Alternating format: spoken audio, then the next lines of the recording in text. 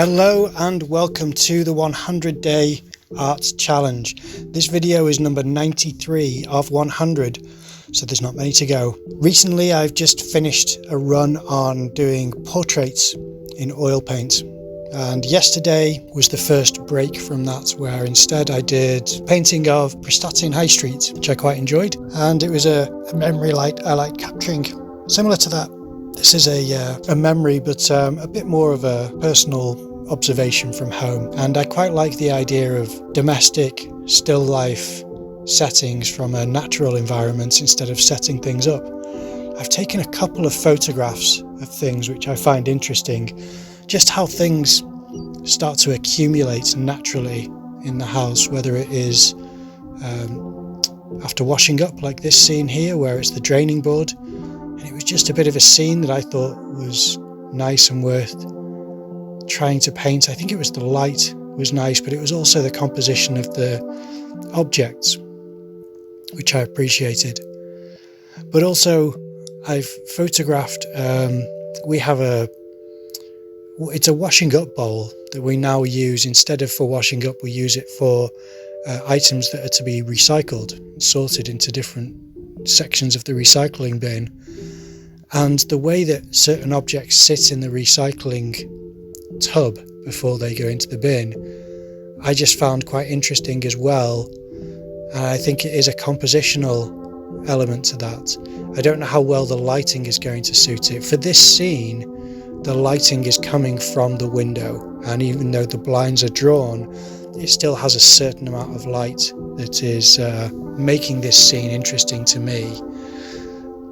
But what you can see here is the draining board. I have this drying rack on the draining board and a bowl and a couple of items in there, a tub, a lid, a glass and a ladle. And it's just shifted too far back and to the right. And that's where I've set this draining board. It's just not big enough. I've made it too small and I've set it off to the side. And that's an issue that I didn't notice. So I'm busy painting away, thinking about the different mixes that I need to consider to make this scene look somewhat similar to the reference. And I'm not even realizing that what I've done is misunderstood the proportions of the main central piece in this oil painting sketch, and that would be the drying rack. It's pretty much central in the composition, so it's going to be the most dominant item to look at, and hopefully your eyes drift around at the different objects. But there is just an issue with what I'm dealing with there. This is me just cleaning out my terps, or white spirit as it were. I found out from a friend that when you use white spirit, if you let it settle, then the paint rises to the top, and the opposite, the terps rises to the top and the paint sits at the bottom. So you can then transfer the terps, or white spirit as it was in my case, quite clean from the one tub into another, and then wipe out the paint from the bottom where all the white spirit has gone. And once you've wiped out the paint, it's then clean and you can put the white spirit or terps back in where it was. So that's what I was just doing for that clip there. And I've mentioned this recently in videos, but I'll cover it quickly again. I had an issue with using my white spirit. It was old and it wasn't working as a thinner. It was only working as a brush cleaner.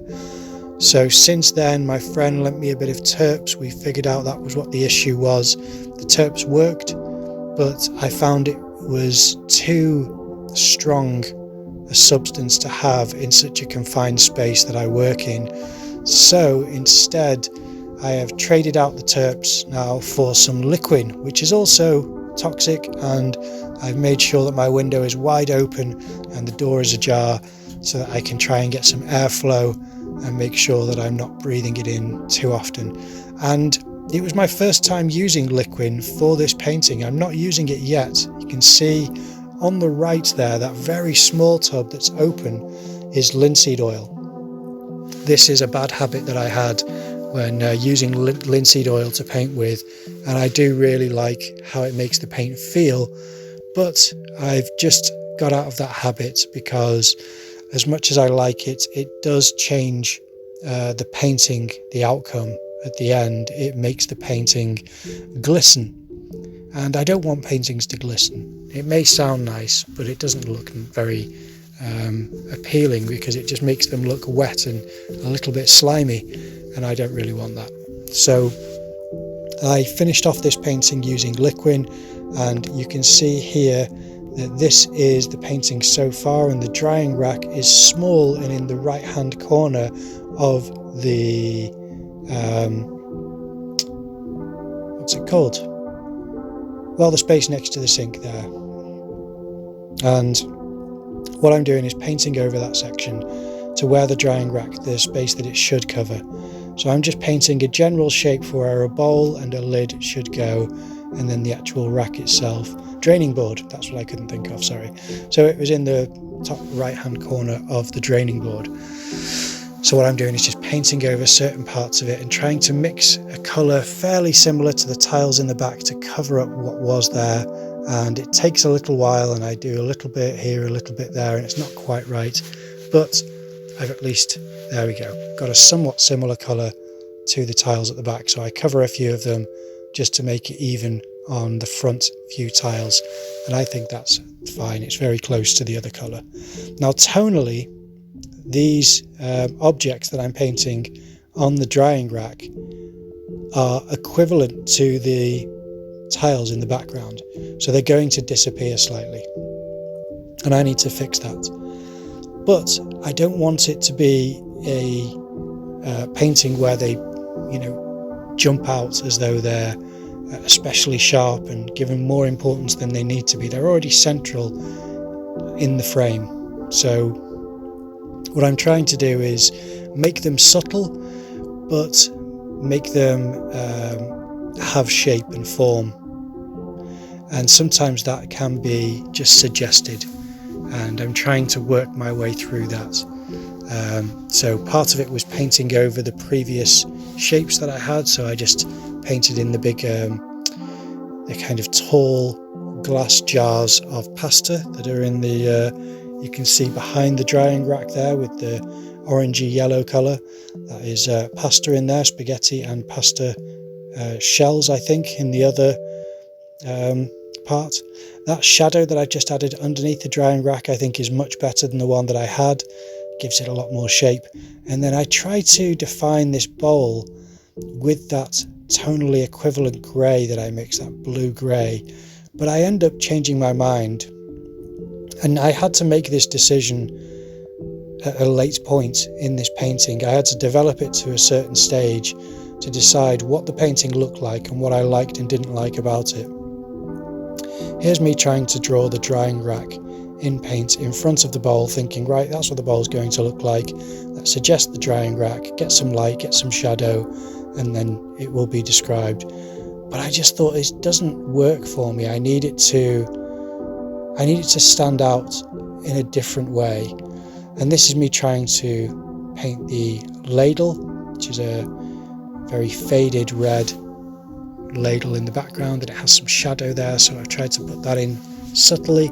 There's a lid back there which is catching light on the top edge, and I don't want it to be too prominent, but I want it to be separate from the tiles in the background. Now that light on the top of it is too strong. I quite like the light for the glass there that I've got, because it's really just the touches of white and little points of grey, and I think that's enough for a glass to be in between the bowl, the ladle and the lid at the back.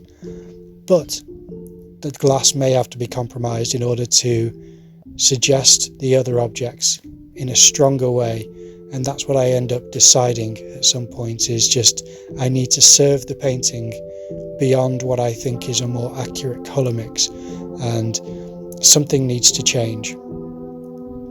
Part of that can be greying out things in the foreground, so I start to do a greyer mix for the countertop, which is just something which I think is better, and I need things to be a bit of a grayer mix for a lot of this painting, because I think that is more accurate to what I want to happen tonally and regarding hue. So that's what I'm starting to work on, is just suggestions of touches of light and shadow in certain areas, and otherwise just very grey mixes, because I like this type of painting. I'd like to do more of this type of painting in the future. I don't think it's a fully successful finished painting, but I definitely have touches of things that I enjoy in this piece. And out of all of the oil paintings I've done recently, this is one which I think has the potential to be part of a series of domestic interior studies of still life settings. And this is where I'm making the decision, and I'm looking at the bowl. I'm thinking the bowl doesn't make sense as it is. I need it to stand out more, but not in a shiny ceramic way. I need it to just have a presence. And I'm trying to decide what I need to do, and my decision is that it needs to be a darker shape. It needs to tonally be distinguished from the other objects. So I make a bold decision to say this has to just become darker. So I'm going to paint in an oval shape that's going to become this bowl on the drying rack. And it's a difficult shape to describe, but I just go for it, and I'm glad that I do, because this becomes something which is now describing the shadow which occurs at the front of the drying rack, and the light is coming from the back. So to me, it's a truer description of the scene that I want to see. Not necessarily more accurate, but it's truer in the sense of the scene that I'm trying to depict on the surface of this board here. Within the frame that I'm working, I need certain things to happen to make this look like something which I enjoy visually. And as much as it is dark and it makes sense, I want something slightly lighter to describe the pattern of the bowl. So that's what I'm trying to do, is do a slightly lighter touch for parts of the bowl, and then touches again for the glass in the background, and trying to develop the touches on certain objects to make them stand out and sit more comfortably in the frame with the other objects, so that they don't just blend in with the tone of the wall, the background tiles. And I just don't think that's going to serve the piece if it's all the same, kind of strength of darkness to the pieces. So that's why I'm trying to work on certain aspects of that. And then there's certain highlights on the drying rack, so I'm trying to get touches of light here and there, and then I also need to get touches of shadow, and that does need to be dark, because the bowl is so dark now. This is not dark enough, so I go a little bit darker, and here we go. That is dark enough where it shows that there is light from the drying rack. There's also darker edges to some parts of the bars of the drying rack, and that's going to describe the frame, the cage that these are sat in, and it's going to make it part of this interior scene that I want it to be. And just touches around the bowl to make the shadow pattern inside stand out, a little bit more of a description there. But this is coming together the way that I want it to. There are a couple of decisions I want to make here. This lid at the back is, again, it's disappearing into the background tiles. It's pretty much the same colour and it's the same tone. And I'm trying to thin out the light on the top of it and make a decision there, because things don't have to look realistic in this scene, just like nothing looks especially realistic. The most finely rendered part, I think, of this would be the drying rack and the little sink, and that's so abstract as it is, you can barely tell what it is. It's only because of its function within the painting. So I'm trying to cut back on certain areas, like I'm cutting back on part of the tap at the top there. It's one of those tall taps, so I'm trying to make sure that some of that doesn't jut out too much.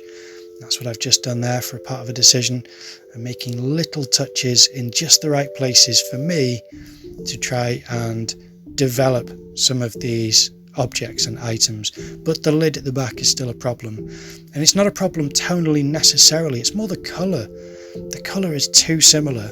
And when I look at the reference, the colour isn't different enough in the background. So I need to make a decision somewhere that makes these things become their own.